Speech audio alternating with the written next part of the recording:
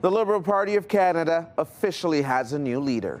In first place, the next Prime Minister of Canada, Mark Carney. It was a packed house at Rogers Centre, Ottawa, that erupted in thunderous applause as former Bank of Canada Governor Mark Carney was announced as our country's next Prime Minister and selected federal Liberal Party leader. It was a landslide win. For more on this, we're joined by CTV News political analyst Tom Mulcair. Good morning, Tom. Good to be with you, Stefan.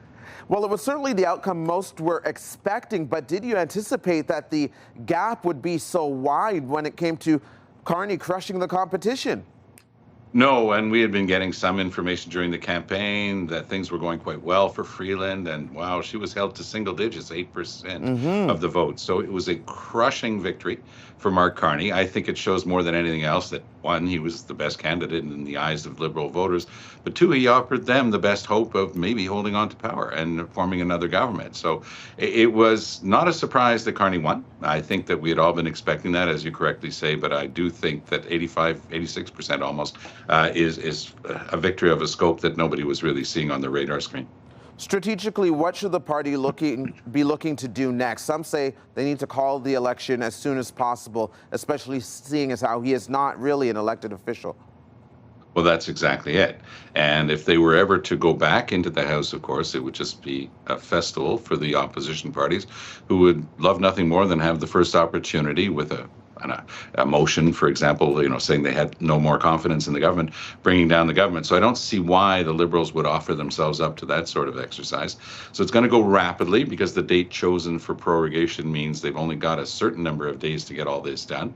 It's going to be a busy week at Rideau Hall. Our Governor General, Mary Simon, of course, will first meet with Trudeau probably tomorrow or Wednesday at the latest, I would say, to receive his resignation. Then she's got to swear in Mark Carney. And then Carney's got to bring in his cabinet, because we do have a cabinet. Trudeau's cabinet continues for now, but he'll probably want to make some changes. For example, his lead team in dealing with the United States, which is, we know, Dominique Leblanc, Mélanie Joly, and François-Philippe Champagne.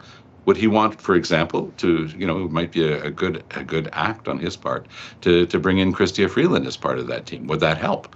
And would it show resolve? So it's the type of decision he's going to make. I can't see him making massive changes to cabinet at this stage, because you're heading straight into an election and you basically want people who can take care of the government in the meantime. Although, if he doesn't make some changes, it does expose him to criticism by the Conservatives. They're saying, you see, we told you, it's still the Trudeau crew that's running the government. So it's a bit of a delicate balancing act. I would say that within maximum 2 weeks from today, we're heading into a federal general election. And is that enough time for this party to be successful? It looks like when it comes to timelines, there's enough time to kind of dampen the ire around Trudeau and rebrand them under Carney. But we're looking at some of the nominations or nominated candidates, and it looks as though a lot of the ridings across the country, they don't even have a candidate nominated yet to run. Right. That can be a problem. Really good point, Stefan.